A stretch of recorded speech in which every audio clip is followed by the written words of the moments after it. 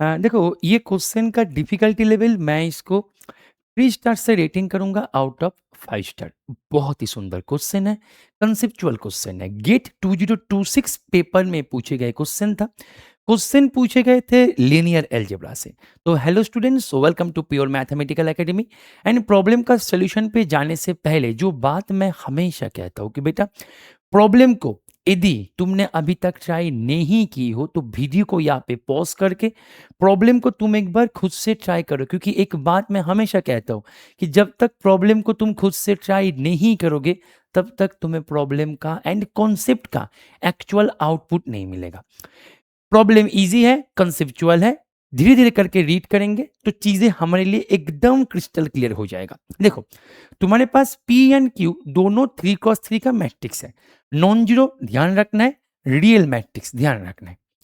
अभी यहाँ पे एक नॉन सिंगुलर मैट्रिक्स एग्जिस्ट करेगा एस के नाम से, सच दैट बोला जा रहा है S inverse P S and S inverse Q S both are upper triangular. ध्यान से देखो, यानी कि ये जो एस इनवर्स पी एस इसको मैंने नाम दे दिया U1 and S inverse Q S इसको मैंने नाम दे दिया U2।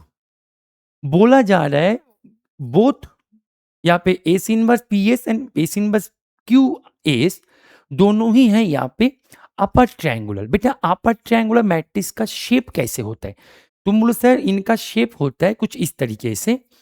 मैंने यदि U1 की बात करें सर, U1 का शेप होगा ऐसे, 3x3 का है, दैट मीन्स यहाँ पे सर डायगोनल पे मुझे तो नहीं पता एग्जैक्टली कि क्या यहाँ पे एंट्री है।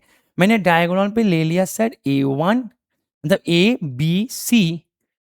यहाँ पे मुझे नहीं पता क्या है, मैं स्टार दे देता हूँ, स्टार दे देता हूँ। और यहाँ पे अपर ट्रायंगुलर है तो नीचे ऑलवेज 0 होगा। सही बात है। अभी U2 जो है, U2 भी तो मेरे पास अपर ट्रायंगुलर है, दैट मीन्स सर U2 जो है, U2 भी मेरे पास दिखने में, अच्छा यहाँ पे ABC लिखा तो यहाँ पे मैं PQR दे देता हूँ, PQR। यहाँ पे क्या है मुझे नहीं पता, मैं स्टार यहाँ पे स्टार देता, यहाँ पे बॉक्स देता हूँ मैं, बॉक्स बॉक्स बॉक्स, मुझे नहीं पता क्या है वहां पे, और यहाँ पे 0 है, राइट। तो ये है मेरे पास U2, both are upper triangular, right. अच्छा अभी ध्यान से देखो बेटा, एक बात तुमसे मैं पूछना चाहते हैं, अच्छा एक बात मैं तुमसे पूछना चाहते हैं, एकदम क्लास 11-12 का matrix multiplication, matrix summation, matrix subtraction, यही मैं पूछ रहा हूँ। बेटा दोनों अपर ट्रायंगुलर मैट्रिक्स को जब तुम मल्टीप्लाई करोगे, दोनों अपर ट्रायंगुलर मैट्रिक्स को जब तुम मल्टीप्लाई करोगे वो तुम्हें अगेन एक अपर ट्रायंगुलर मैट्रिक्स देगा। तुम बोलो हाँ सर ये तो क्लास 11 का कॉन्सेप्ट है सर। यानी कि सर मेरे पास आपने जब U1 U2 करेंगे, U1, अच्छा यहाँ पे जगह का कमी है, मैं यहाँ पे कर देता हूँ। आप जब यहाँ पे U1 U2 करने वाले हैं तो यहाँ पे मेरे पास जो भी होगा अपर ट्रायंगुलर मल्टीप्लाई हो गया। हाँ यहाँ पे डायगोनल पे तो यहाँ पे AP, यहाँ पे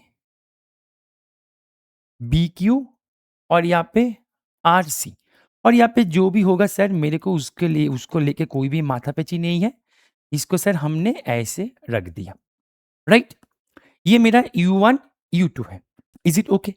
अच्छा बेटा ऐसे ही करके मैं यदि U2 U1 निकाले, तुम बोलो हाँ सर आप निकाल सकते हैं।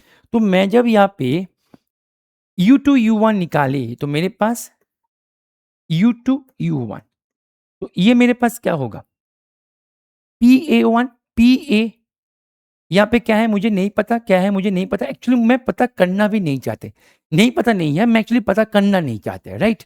अच्छा यहाँ पे मेरे पास 0, यहाँ पे मेरे पास क्यू भी, यहाँ पे क्या है मुझे पता करने का कोई इच्छा नहीं है, और यहाँ पे RC। तो बेटा एक चीज तुम नोटिस करो कि U1 U2 and U2 U1 both are upper triangular, both are upper triangular. तुम बोलो हाँ सर। अभी एक चीज तुम यदि ध्यान से देखो कि मेरे पास दोनों का ही डायगोनल सेम है, AP है PA है, बात तो एक ही है, AP बोलो या PA बोलो बात तो एक ही है। तो यानी कि मेरे पास U1 and U2 and U2 U1 इन दोनों को मैं यदि सब्सट्रैक्ट कर दे, यदि मैं सब्सट्रैक्ट कर दे तो ये भी मुझे एक अपर ट्रायंगुलर मैट्रिक्स देगा जिसका डायगोनल होगा 0। तुम बोलो क्यों सर? क्योंकि देखो U1 U2 जब तुम करोगे डायगोनल पे जो एंट्रीज आएगा, डायगोनल पे जो एंट्रीज आएगा एंड U2 U1 करोगे डायगोनल पे जो एंट्रीज आएगा both are same, both are same. यानी कि मैं इसको अभी थोड़ा सा इरेज कर देते हैं, ठीक है। अच्छा, यानी कि मैं यदि U1 U2 minus U2 U1 करे, U1 U2 minus U2 U1 मैं यदि करे तो इसको मैंने नाम दे दिया एक ट्रांसफॉर्मेशन T। तो बेसिकली टी ट्रांसफॉर्मेशन के कॉरस्पॉन्डिंग जो मैट्रिक्स मुझे मिला वो मेरे पास 0 0 0 0 0 0 यहाँ पे क्या है मुझे नहीं पता और मैं पता करना भी नहीं चाहते, ठीक है ना। तो ये मुझे ऐसे मिल गया क्योंकि यहाँ पे सिंपल सा बात है, एपी एंड पीए यहाँ पे क्या हो जाएगा, यहाँ पे सब्सट्रैक्ट होकर 0 दे देगा, राइट। तो मेरे पास अभी इन इन दोनों का कोई काम नहीं है, इन दोनों का अभी यहाँ पे इरेज कर देते हैं, राइट। अच्छा, तो बेटा ये याद रखना, ठीक है ना। अभी इसका जरूरत क्यों पड़ा, क्यों मैं ये सब चीजें किया है, इनके बारे में तुम्हें जानकारी थोड़ी ही देर में मिल जाएगा, राइट। अभी मैं ऑप्शन की तरफ नजर डालते हैं। बोल रहा है कि P Q and Q P is invertible, P की and Q P P Q and Q P subtraction करके इन्वर्टेबल नीलपोटेंट एक्सेट्रा एक्सेट्रा दे रखा है। अच्छा बेटा, P जो है ध्यान से देखो, मेरे को अभी मैं नेक्स्ट पेज पे जाए तो ज्यादा बेहतर होगा। मेरे को अभी P Q minus Q P, मुझे अभी इसको लेकर चर्चा करना है, राइट। अच्छा बेटा, एक चीज तुम नोटिस करो कि मैं यदि यहाँ पे इस इनवर्स मैं यहां से करते हैं, देखो इस inverse P Q minus Q P करें इनटू एस, ध्यान दो। तो ये मेरे पास क्या होगा, तुम बोलो सर ये आपके पास हो जाएगा S inverse P Q S minus S inverse Q P S. Very good, very good. अच्छा बेटा, एक बात तुमसे मैं पूछना चाहती है कि जो एस इनवर्स पी, इसके बीच में मैं एस इनवर्स क्यू एस मैं लिख सकते हैं? तुम बोलो हाँ सर, हाँ सर आप लिख सकते हैं क्योंकि S inverse gives you identity. तो यहाँ पे जो है कोई भी मेरे पास मीनिंग चेंज नहीं हुआ। Very good sir. Minus S inverse Q S inverse P S मैं इसे लिख सकते हैं। बेटा थोड़ा सा याद करना होगा तुम्हें, एस इनवर्स पी एस मैंने U1, S inverse Q S मैंने U2 लिया था, राइट। तो यहाँ पे ध्यान दो, U1 लिया था मैंने S inverse P S and U2 लिया था मैंने एस इनवर्स क्यू एस। बेटा इसको थोड़ा सा ध्यान में रखना है तुम्हें, ठीक है। अच्छा बेटा, एक बात बताओ तुम मुझे, ये जो एस इनवर्स पी एस तो ये मुझे दे देगा U1, बेटा क्लियर। अच्छा बेटा, एस इनवर्स क्यू एस तुम्हें दे देगा U2। Very good sir. अच्छा, एस इनवर्स क्यू एस ये तुम्हें दे देगा U2 और ये मुझे दे देगा U1। तो ये क्या बात हो गया सर कि sir S inverse P Q minus Q P S it is equals to T U1 U2 minus U2 U1 it is equals to T. बेटा अभी तुम एक छोटा सा रिकॉल करो, छोटा सा रिकॉल करो, लिखो for any non singular matrix, for any non singular matrix, for a non singular matrix यदि S inverse R S equals to S हो जाए, sorry S inverse R S equals to the Q हो जाए, तो ये imply करेगा if and only if, मतलब implies and implied by कि R is similar to Q. बोलो हाँ या ना, R is similar to Q, S inverse R S equal to the Q हो जाए। एस इनवर्स आर एस, अच्छा क्यू ना देके यहाँ पे तुम ले लो के, तो एस इनवर्स आर के यदि यहाँ पे ले लो M, S inverse M S यदि के हो जाए तो एम इज सिमिलर टू के हो जाते हैं। बेटा क्लियर है कि नहीं है? बेटा क्लियर है कि नहीं है? क्लियर है बेटा, सिंपल सा डेफिनेशन मैंने यूज किया। तो बेटा यहाँ पे ध्यान दो, तो S inverse M S equals to K, यानी कि M is similar to K, यानी कि सर यहां से जानकारी प्राप्त हो गया कि P Q minus Q P it is similar to T, it is similar to T. अभी सिमिलर यहाँ पे देखो टी के साथ बराबर हुआ। अभी देखो सिमिलर मैट्रिसेस का एक सुंदर सा प्रॉपर्टी होता है, यदि दोनों मैट्रिसेस आपस में सिमिलर हो जाए तो मेरे पास उन दोनों मैट्रिसेस का DC term, DC term same होता है। डीसी टर्म क्या है sir? D for determinant, C for characteristic polynomial, T for trace, E for eigenvalue, R for rank, M for minimal polynomial. इन सारे चीजें यहाँ पे सेम हो जाते हैं, राइट। अभी यहाँ पे ध्यान दो, मेरे पास यहाँ पे P Q minus Q P, तो यहाँ पे P Q minus Q P it is similar to T. तो टी का आइगन वैल्यू जो होगा, eigenvalues of T are 0 0 0। तो टी का जब आइगन वैल्यूज 0 0 0 है तो यहां से मुझे ये इंप्लीकेशन हो गया, T is nilpotent, right. अभी तुम यहां पे ध्यान दो, P Q and Q P T के साथ तो सिमिलर है, दैट मीन्स टी का जब आइगन वैल्यू 0 0 0 तो P Q minus Q P इसका भी आइगन वैल्यू 0 0 0 होगा। क्योंकि सर यहाँ पे मेरे पास आपने कहाँ चला गया, आपने यहाँ पे लिख दिया है कि DC term determinant characteristic polynomial trace eigenvalue rank minimal polynomial all are same to similar matrices. That means eigenvalue भी सेम होगा, आइगन वैल्यू भी आपस में शेयर करेगा। यानी कि सर मेरे पास यहाँ पे इनका eigen value 0 0 0, that means sir P Q minus Q P इनका आइगन वैल्यू भी सर 0 0 0। जब आइगन वैल्यू 0 है तो invertible how can it possible sir? And यदि कोई भी फाइनाइट डायमेंशनल, ध्यान दो, यदि कोई भी फाइनाइट डायमेंशनल वेक्टर स्पेस के ऊपर कोई ट्रांसफॉर्मेशन कर दी, सारे आइगन वैल्यू 0 हो जाए तो वो ट्रांसफॉर्मेशन नील पोटेंट हो जाता है। यहाँ पे एक बात तुम्हें ध्यान देना है, you should note that point, here I am talking about finite dimensional. ध्यान दो, मेरे पास कोई भी ट्रांसफॉर्मेशन का यदि सारे आइगन वैल्यूज 0 हो जाए, इट नीड नॉट इंप्लाई कि this transformation is nil potent.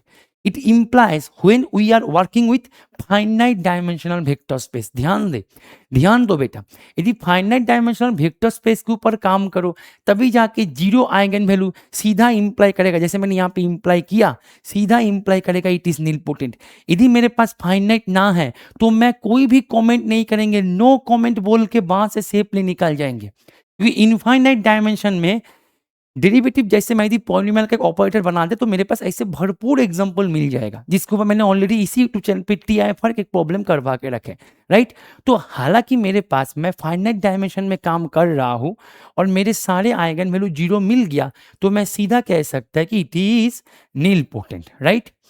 अभी ध्यान दो, मेरे पास बोला जा रहा है if P Q minus Q P is non zero matrix then P Q minus Q P is diagonalizable. बेटा नॉन मतलब P Q minus Q P is non zero. बेटा एक बात तुम मुझे बताओ, पी तुम्हारे पास अभी तक जो इंफॉर्मेशन मिला कि पी क्यू, ध्यान ध्यान दो, P Q minus Q P it is nilpotent, right, nilpotent. और हमें यह पता है कि non zero plus nilpotent, non zero plus nilpotent never diagonalizable, never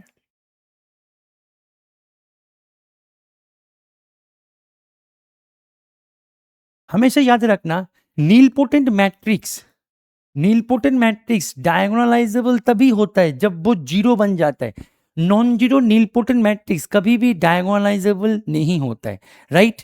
तो मेरे यहाँ पे बोला जा रहा है कि it is non zero matrix, तो नॉन जीरो मैट्रिक्स डायगोनलाइजेबल कभी नहीं होगा क्योंकि it is a nilpotent matrix. Non zero nilpotent matrix can never be a diagonalizable matrix, right. Next, अभी तुम्हें यहाँ पे बोला जा रहा है I plus P Q minus Q P is invertible. यहाँ पे तुम्हें ये बोला जा रहा है, देखो इन्वर्टेबल देखने के लिए मेरे को केवल इनका आइगन वैल्यूज को निकाल के मैं यदि डिटर्मिनेंट नॉन जीरो दिखा दे तो मेरा बात बन जाएगा बेटा, क्लियर है। अच्छा, मुझे अभी निकालना है I plus P Q minus Q P, right. अच्छा, मुझे निकालना है I plus P Q minus Q P, right. अच्छा बेटे के बाद बताओ, तुम्हारे पास मानो ए का आइगन वैल्यू पता है, बी का आइगन वैल्यू पता है। ए का आइगन वैल्यू है मानो μ1 μ2, बी का आइगन वैल्यू है λ1 λ2। तो ए प्लस बी का आइगन वैल्यू क्या होगा सर? तुम बोलो ए प्लस बी का आइगन वैल्यू हो जाएगा μ1 प्लस λ1 μ2 प्लस λ2। वाह, μ2 प्लस λ2, वाह कितना इजी है सर। लेकिन ये गलत है, तुम बोलो क्यों सर? ये जो दिक्कत हो गया सर, बेटा ये सही है, तुमने बिल्कुल सही कहा। यदि इन दोनों में से एटलीस्ट एक मेरा स्केलर हो जाए, एटलीस्ट एक मेरा स्केलर हो जाए, इन दोनों में से यदि एटलीस्ट एक मेरा स्केलर हो जाए तो ये सही है, अदरवाइज हम सेफली बोल देंगे नो कमेंट। क्या बोल देंगे सर? No comment. इन दोनों में से यदि एटलीस्ट एक स्केलर हो जाए, स्केलर हो जाए तब गारंटी आएगा, अदरवाइज नो कमेंट। तो मेरे यहाँ पे एटलीस्ट एक सर स्केलर है, तो इसका आइगन वैल्यू सर 0 0 0। तो मेरे पास एक कंप्लीट का आइगन वैल्यू मेरे पास गारंटी आएगा 1 plus 0 1 plus 0 1 plus 0। That means ये जो मैट्रिक्स दे रखा है I plus P Q minus Q P, इनका आइगन वैल्यू हो जाएगा 1 1 1। जब सारे आइगन वैल्यू 1 है तो determinant of I plus P Q minus Q P ये क्या हो जाएगा सर? 1, जो कि not equals to 0। That means मेरे पास ये हो गया invertible. Yes, the matrix this is invertible, बिल्कुल सही है। तो दैट मीन्स मैं यदि इसका उत्तर की बात करें, आंसर क्या होगा सर? इसका आंसर हो जाएगा option B and option C. Conceptual question था, अच्छा क्वेश्चन था, करके मजा आ जाएगा, राइट। तो आई होप कि ये सोल्यूशन तुम्हें समझ में आ गया है। और ऐसे ही कॉन्सेप्ट्स को सीख के तुम यदि तुम्हारे प्रिपरेशन को एक सिस्टमेटिक ट्रैक में कन्वर्ट करना चाहते हो under a proper guidance, then you can enroll yourself in our regular batch. हमारे रेगुलर बैच में ज्वाइन करने के लिए तुम्हें करना क्या होगा, स्क्रीन पे दी गई ये जो नंबर तुम्हें दिख रहा है, इस नंबर पे तुम्हें कॉल या फिर व्हाट्सअप करके इसके बारे में जानकारी ले लेना है। और तुम यदि तुम्हारे प्रिपरेशन को एक हाई क्वालिटी टेस्ट सीरीज के माध्यम से आगे लेकर जाना चाहते हो, एक ऐसे टेस्ट सीरीज जो कि कोई भी प्रीवियस ईयर क्वेश्चन को कंटेन नहीं करता है, एकदम 100% न्यू क्वेश्चन को कंटेन करता है, then you can enroll yourself in our test series batch, जो कि सेपरेटली आते हैं। उनके लिए तुम्हें करना क्या होगा, सेम इसी नंबर पे ही तुम्हें कॉल या फिर व्हाट्सअप कर देना है, ठीक है। नंबर तुम्हें डिस्क्रिप्शन बॉक्स में मिल जाएगा। तो आई होप कि ये सोल्यूशन को तुमने एंजॉय किया हो। तो पढ़ते रहो बेटा, हैप्पी लर्निंग विथ पीएमए।